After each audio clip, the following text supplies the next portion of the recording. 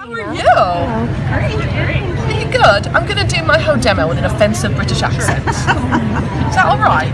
It's offensive to actual British people. Yours in particular? Or? Yeah, because it's bad. I'll do it, and Diane's son's like, don't do that.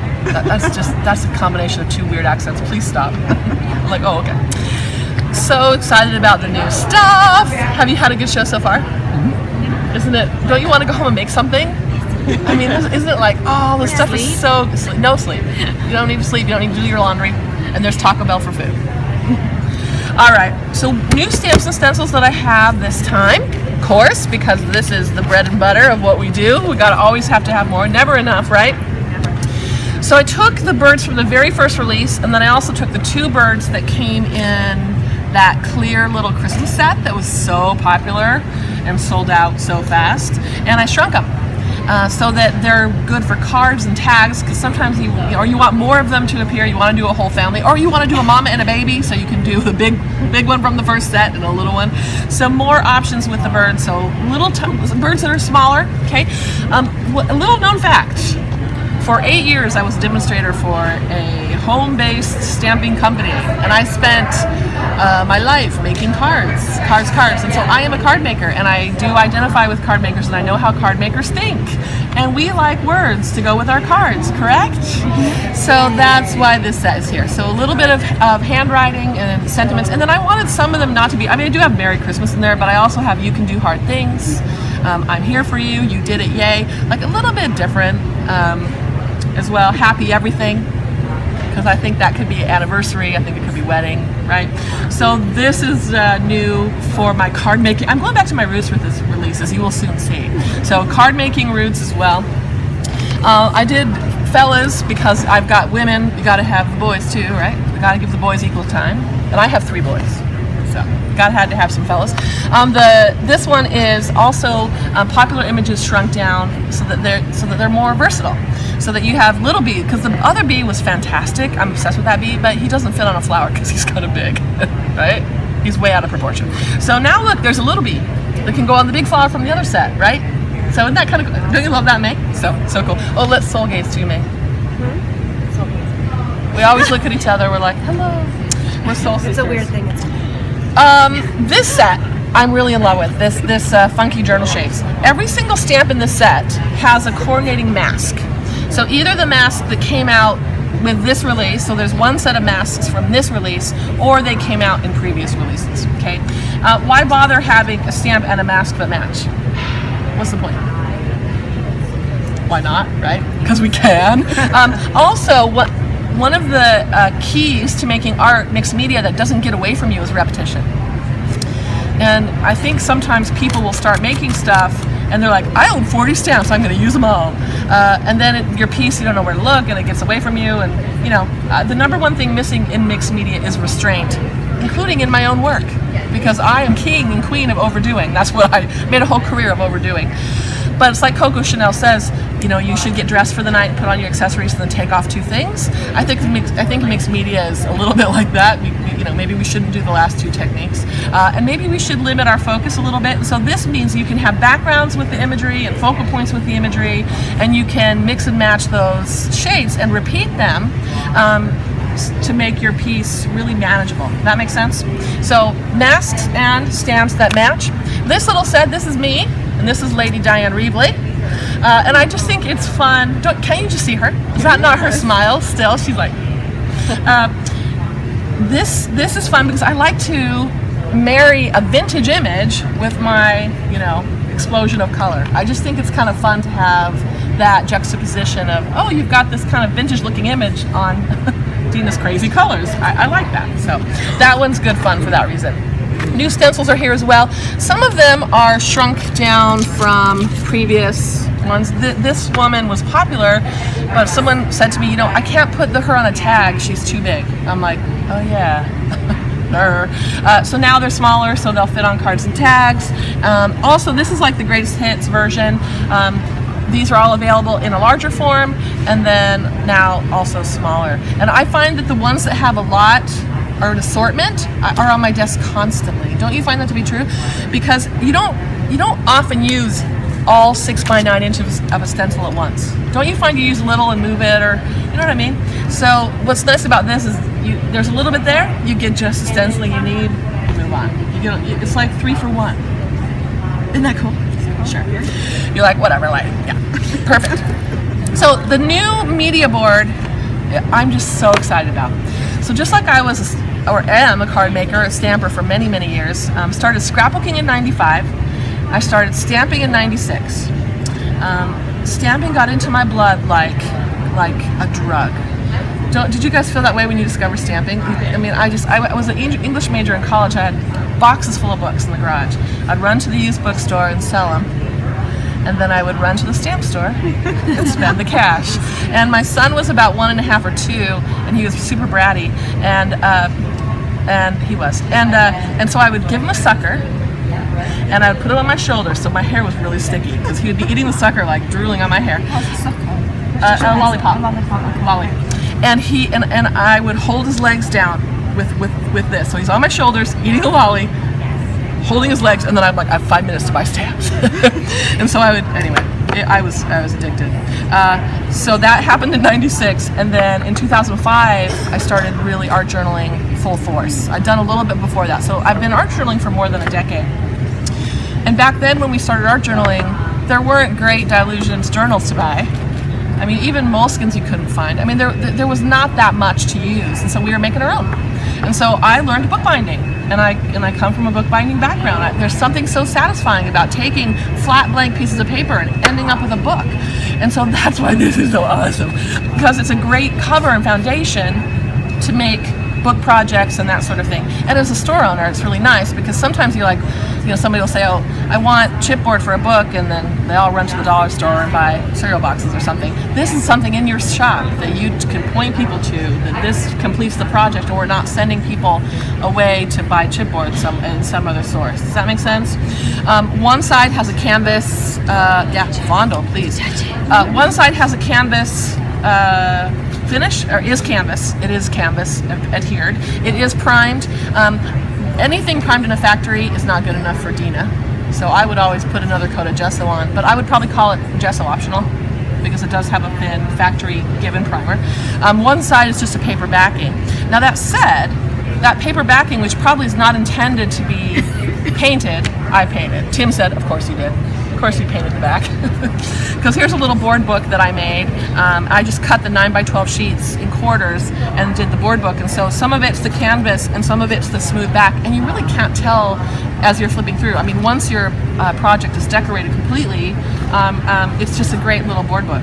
So that's the 9 by 12 boards cut into quarters, painted, zhuzhed up however you want, and then made into a book. And then this one is just a little accordion book with the canvas part sticking out, and it just gives a great texture for your projects. If you were in my CHA class, this is what we made.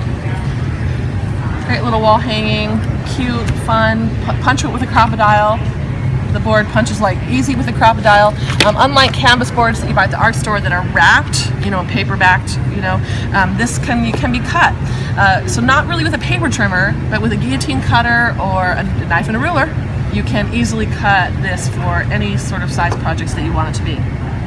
So for me, this is just like, oh, I can make all these little books, and this can be the cover, and I can do assemblage, layered pieces, and I'm just so excited about it. It was also the foundation for our designer challenge. So it doesn't warp. I mean, you can throw all kinds of stuff on it, and it stands up to it. These are my 6 new colors. So I'm so excited about the colors that are new in the line.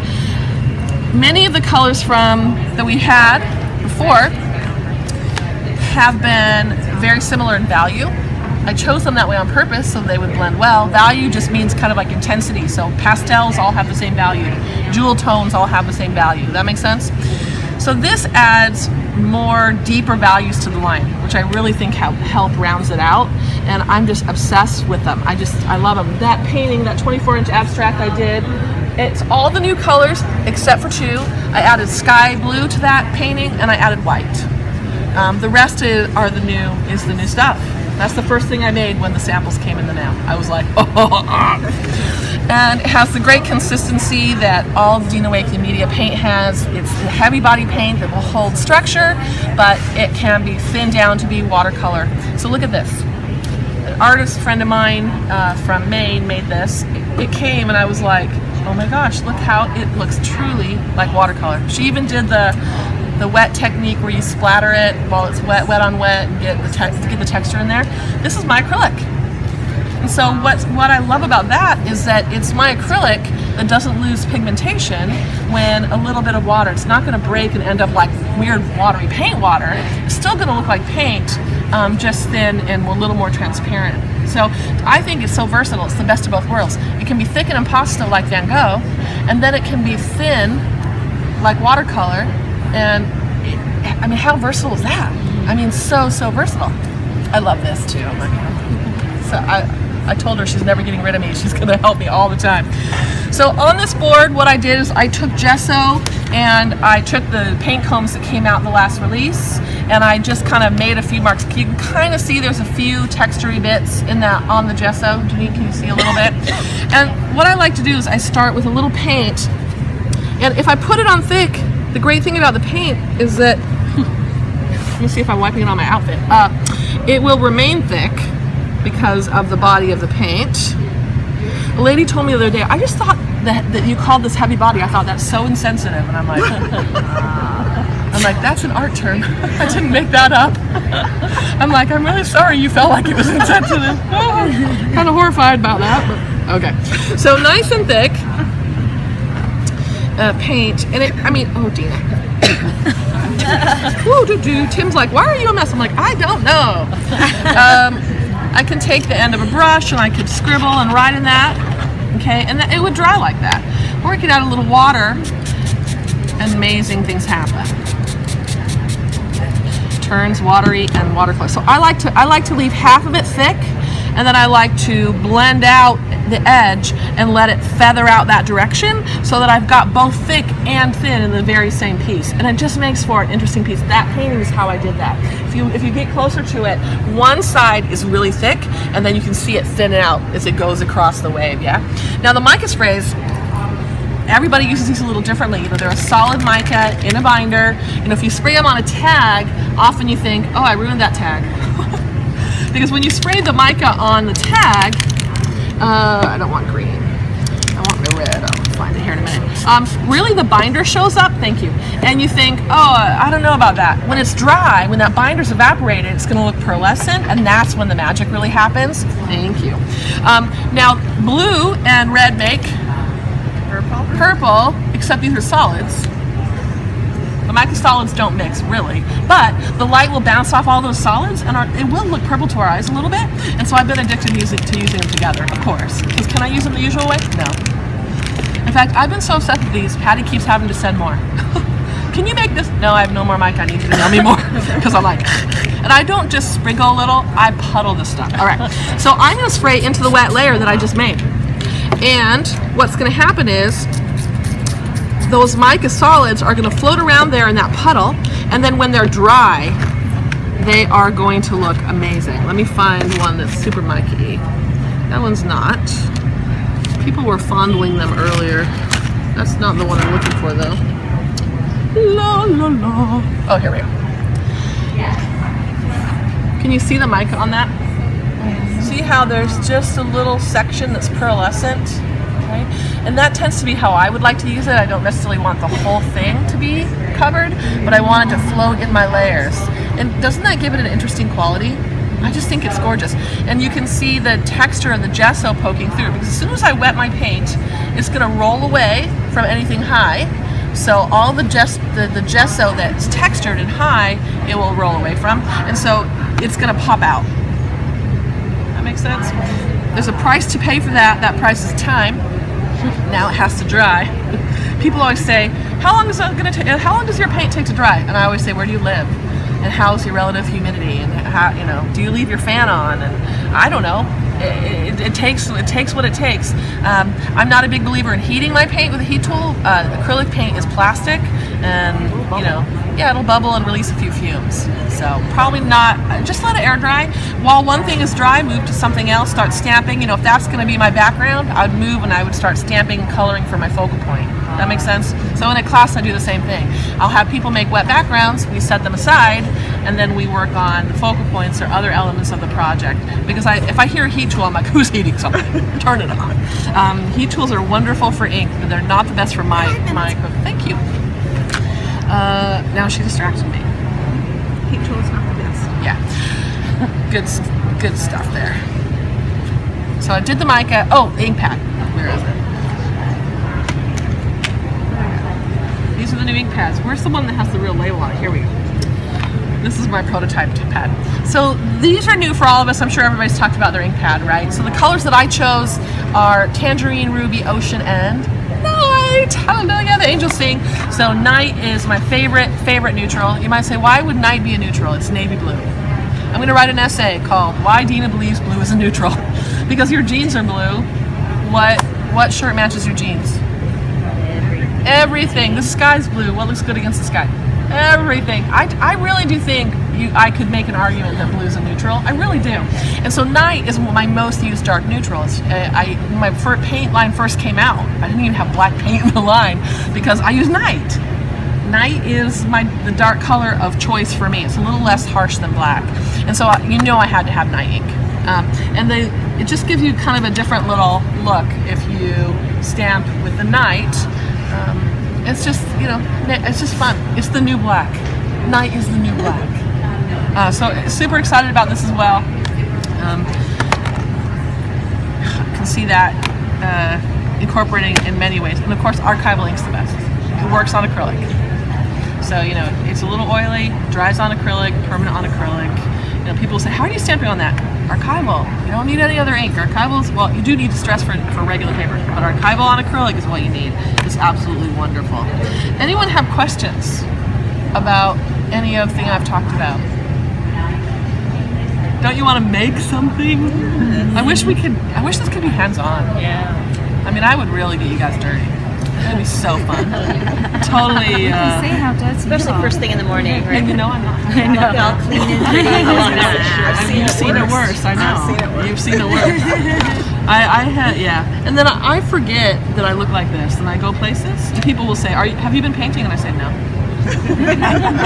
No, I haven't. Why do you say that? A little bit snarky there. You can see the mic on all of these. See how the pearlescent, it just really gives a cool, isn't that cool? Yeah. Could you explain the difference between your paints and Diane's paints? Mine have a heavier body. Her paints dry completely matte. Mine dry satin. Both paints you can write on. Mine, I write on my journal, in my journal every day on the paint. Works writes on it like butter. Mine have a little more opacity. Any paint put on thin is going to be transparent. Any paint put on with a wet brush is going to be transparent. But my paint put on thicker with a dry brush is quite opaque, and that's how I wanted it to be. Because when you're layering, if all of your layers are transparent, your colors will muddy to your eye unless you put a lot of layers on, a lot of the same layer on. Okay, so the opacity is different and the viscosity is different. Both are very heavily pigmented. Both can be written on. Both are awesome for journals. My paint will not stick. Janine, will you hand me that? Yeah. So this is, thanks. So this is, when I teach a class 25 times, I have to make the same page 25 times in class. So my journals, people flip through my journals and be like, oh, I see that bird again. Oh, there it is again, because I've taught the class so many times. So what I do is when I get to the point where a journal's full, I go through and I rip out pages that are personal to me, and then all the class ones I just pinch. And so I save them all, and then I bind them, bookbinding roots. I bind them into journals, and so these are pages that are a little more personal. Now, not all of them, because some of them, the back side might not be, like that is not a personal page to me, but I must have liked what was on the other side. Yeah, that makes sense? So one day I'll come through and I'll paint on all the reverses. Because that was obviously a demonstration for a class, and I like that better. If that makes sense. And nothing sticks. The page. A friend of mine is a golden educator. She's an awesome artist, and she said, Dina, can you send me your paint because it doesn't stick in journals. So it's really easy to write on. And if I know you don't have time right now, but please come back later. and fondle everything on my table. You can look through the journals. You're welcome to try. I will give you a brush and a tag. You're welcome to paint a tag. You're welcome to try all of it out because I love it so much. I really do. Dina, if you already answered this, but the boards, they don't look like they're warping with all that. They don't warp at all. That's amazing. Yeah, it is amazing. We are so pleased. Yeah, we're the designers. The designer challenge is in the middle of the booth. We thought, well, we'll see what happens when people really start soaking it. Everybody made a comment like, "Wow, that stuff didn't work." Yeah, that's so yeah, pretty cool. you really can abuse it a lot. Thank you. Can I get a smile real quick if you're Sure. holding up the book? Thank you. Be sure to like our video and subscribe to our YouTube channel, Scrap Time Videos, to be the first to see the latest videos from CHA 2016.